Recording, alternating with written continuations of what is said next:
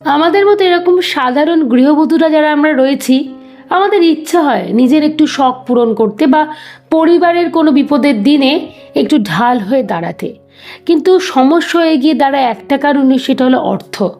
কারণ আমাদের কাছে তো সে অর্থে খুব একটা সোর্স অফ ইনকাম নেই। সবটুকুই বলতে পারো সেটা হলো সংসার থেকে যদি আমরা কোনোভাবে ম্যানেজ করে উঠতে পারি তাহলে হয়তো আমরা পারবো। কিন্তু সংসার থেকে ম্যানেজ যদি না করতে পারি তাহলে হিসাব মতো আমাদের সম্বলটা খানিকটা হলেও কম, মানে কিছুই থাকে না অনেক মানুষের ক্ষেত্রে। তো এই পরিস্থিতিতে দাঁড়িয়ে আমরা কি করব। আমাদের ইচ্ছা হয় যদি আমাদের ব্যাংকটাও যদি একটু ভরা ভরা থাকে, ব্যাংক ব্যালেন্সটা যাতে কিছুটা হলে একটু বেশি থাকে, পরবর্তীতে সেই ব্যাংক থেকে টাকা তুলে আমরা যাতে শখ পূরণ করতে পারি। এগুলো দেখবে আমাদের মনে একটা সুপ্ত ইচ্ছা, একটা চাহিদা, কিন্তু আমরা করে উঠতে পারি না। কারণ আমরা ভাবি টাকা জমানো বুঝি সেটা অনেক মোটা অঙ্কের। কিন্তু আমি যদি তোমাদেরকে বলি একেবারে খুব সামান্য দিয়ে শুরু করা যেতে পারে। সেই সামান্যটা কত জানো? মাত্র 30 টাকা। এই 30 টাকা দিয়ে শুরু করেও তোমরা কিন্তু তোমাদের ব্যাংক ব্যালেন্সকে ভরিয়ে তুলতে পারো। কি জানতে ইচ্ছা করছে? নিশ্চয়ই আর অপেক্ষা করতে পারছো না, তাই তোমাদেরকে আমি অপেক্ষা করিয়েও রাখবো না। আজকের টপিক বা আলোচনার বিষয়বস্তু হচ্ছে এইটাই, তোমরা 30 টাকা দিয়ে কিভাবে ব্যাংক ব্যালেন্সকে ভর্তি করতে পারবে। তাই বেশি সময় নষ্ট করছি না, আজকের আলোচনাটি শুরু করে দিচ্ছি। প্রথম পয়েন্ট, 30 টাকার ম্যাজিক প্ল্যান। এখানে আমি প্রথম মাসটা নিয়ে আলোচনা করব। আমরা শুরু করব 30 টাকা দিয়ে। ঠিক সপ্তাহটাকে 4 ভাগে ভাগ করে নেব, মানে টাকার অঙ্কটাকেও 4 ভাগে ভাগ করে নেব। 30 টাকাকে প্রত্যেক সপ্তাহে আমাদেরকে বাড়াতে হবে। শুরু করব 30 সপ্তাহ, মানে প্রথম সপ্তাহ 30 টাকা, দ্বিতীয় সপ্তাহ 60 টাকা, তৃতীয় সপ্তাহ 90 টাকা এবং চতুর্থ সপ্তাহ 120 টাকা। এইভাবে সূচনাটা হবে। তার মানে মাস শেষে দেখা গেল 300 টাকা আমরা সঞ্চয় করছি। আচ্ছা, তোমাদেরকে একটা প্রশ্ন করছি, আমরা যারা সাধারণ গৃহবধূরা রয়েছি, আমরা কি গোটা মাস শেষে 300 টাকা সঞ্চয় করে উঠতে পারবো না? নিশ্চয়ই পারবো। সপ্তাহে 30 টাকা সঞ্চয় আমার মনে হয় খুব একটা আমাদের পক্ষে কষ্টকর ব্যাপার হবে না। বা 60 টাকা, 90 টাকা, 120 টাকা সপ্তাহে সঞ্চয়, এটা আমাদের পক্ষে ইজিলি পসিবল। আমরা এই বাজার খরচা, সংসারের বিভিন্ন খরচা থেকে বাঁচিয়ে আমরা এইটুকু করতেই পারবো। তাই 30 টাকা দিয়ে শুরু করে দাও, প্রথম মাসটাকে ঠিক এইভাবে চালনা করো।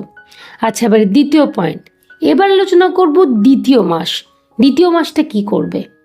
আমি তোমাদেরকে 30 টাকা করে বাড়াতে বলেছিলাম, শেষ করেছো কত টাকা দিয়ে?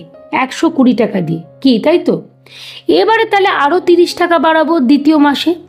দ্বিতীয় মাসে সূচনাটা হবে কিন্তু 150 টাকা দিয়ে। বোঝাতে পারলাম? 150 টাকা দিয়ে আমরা সূচনাটা করব। মানে প্রথম সপ্তাহ হবে 150 টাকা, দ্বিতীয় সপ্তাহ হবে 180 টাকা, তৃতীয় সপ্তাহ হয়ে যাবে 210 টাকা এবং চতুর্থ সপ্তাহ হয়ে যাবে 240 টাকা। আমরা খুব সাধারণভাবে 30 টাকা করে বাড়াবো, বেশি কিন্তু বাড়াবো না। দেখো, আমি তোমাদেরকে বেশি প্রেশার ক্রিয়েট করতে দিচ্ছি না।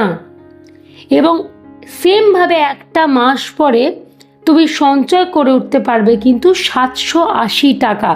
প্রথম মাসে 300 টাকা করেছো, দ্বিতীয় মাসে করলে 780 টাকা, একটুখানি বাড়ালাম।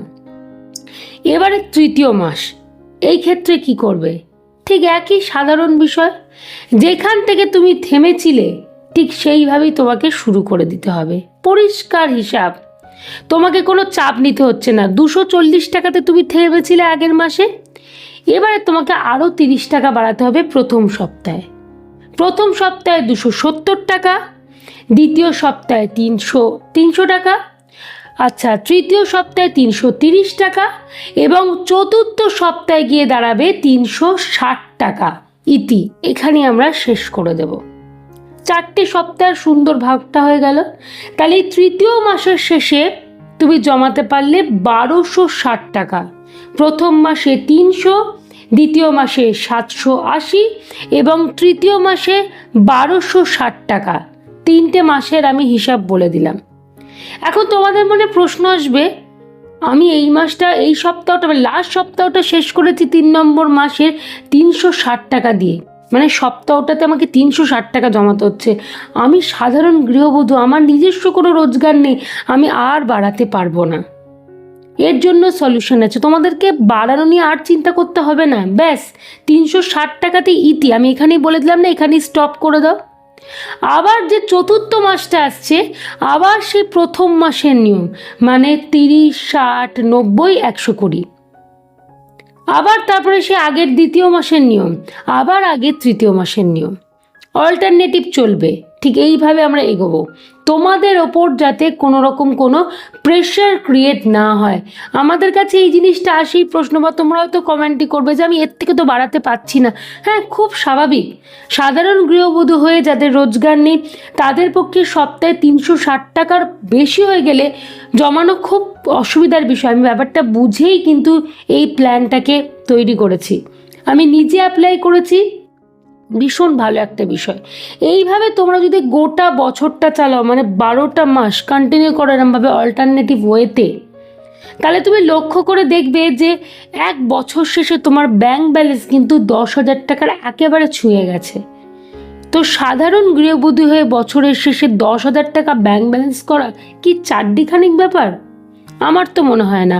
সূচনাটা নয় শুরুই করে দিলে, মানে ছোট থেকেই শুরু করে দিলে, করতে পারছি না, করব না, এত প্রশ্নতে না গিয়ে শুরুই নয় করে দিলে, টুকটুক করে তো 10,000 টাকা সঞ্চয় করে দিতে পারবে। এবং এখানে আমি একটা তোমাদের টিপস দিয়ে রাখি, যাদের পক্ষে ওই 3 নম্বর মাসটা একটু চাপের হয়ে যাবে, মানে ধরো একটু মনে হচ্ছে না সংখ্যাটা বেশি, অ্যামাউন্টটা বেশি, তাদের জন্য বলবো আমি যে প্রথম মাসে প্রথম 2, 3, 4 সপ্তাহ বলেছি, মানে 30, 60, 90, 120। দেখো এগুলো ইজিলি আমরা কিন্তু করে নিতে পারবো। এক সপ্তাহে কি 30 টাকা সঞ্চয় করতে পারবো না? তখন আমরা কি করব, ওই সেই সমস্ত মাসের কিছু টাকা অলরেডি জমাতে শুরু করে দেব, যাতে 3 নম্বর মাসে গিয়ে আমাদের চাপ না পড়ে যায়। তার কথা ভেবেই এখন থেকে আমাদের সঞ্চয় কিন্তু করে নিতে হবে। এটা একটা টিপস। তার ফলস্বরূপ কী হবে বলো তো, কোনোদিন বন্ধ হবে না। অনেক সময় হয়ে যায় না, বন্ধ হয়ে যায়, পারি না করতে। এই বন্ধ জিনিসটা কিন্তু কোনোদিন হবে না, ঠিক আমরা করে নিতে পারবো, মানে সবটাই ম্যানেজেবল হয়ে যাবে। তাই বলবো, দেরি করো না, শুরু করে দাও। দেখো খুব সামান্য টাকা দিয়ে সূত্রপাত, মাত্র 30 টাকা করে বাড়ানো, এইটাই যদি আমাদের একটা ঢাল হয়ে গিয়ে দাঁড়ায়, মানে ব্যাংকটা যদি ভর্তি হয়, আমরা নিজের কিছু শখ মেটাতে পারি বা পরিবারের জন্য কিছু করতে পারি, এটাই তো আমাদের কাছে অনেক বড় প্রাপ্তি, তাই নয় কি? তাই আর দেরি নয়, সামনের মাস থেকেই কিন্তু এই প্ল্যানটাকে চালু করে দাও।